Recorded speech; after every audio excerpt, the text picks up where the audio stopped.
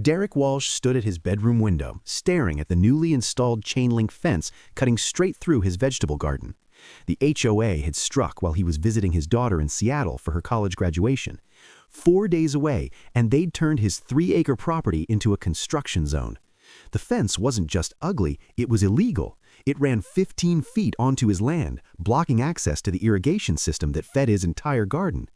20 years of heirloom tomatoes, pole beans, and squash, all dying because the HOA decided his property needed perimeter standardization. Derek pulled the violation notice from his mailbox. Failure to maintain approved fencing standards. Corrective action taken per community covenant. Community covenant? He wasn't part of their community. His property predated their development by 30 years. He called Roger, the HOA president. The man answered with practiced politeness that reeked of condescension. "Mr. Walsh, we sent 3 notices. You didn't respond, so we exercised our authority." "Your authority ends at your property line," Derek said. "That fence is on my land." "Our surveyor disagrees. Besides, it improves neighborhood aesthetics. You should be grateful." Grateful. Derek hung up and drove to his lawyer's office. Patricia reviewed the survey maps, compared them to the county records, and smiled. "They're not just wrong, they're spectacularly wrong, and they damaged your property doing it." Derek filed a restraining order that afternoon. By Thursday, a judge had ordered the HOA to cease all construction and remove any structures on Derek's land within 72 hours. They ignored it.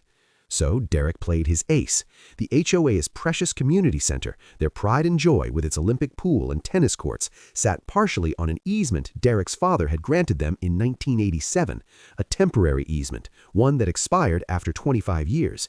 Nobody had noticed, nobody had renewed it, and that meant 5 years ago their entire recreational complex had become illegal. Derek filed eviction papers that afternoon. The HOA scrambled, hiring 3 different law firms.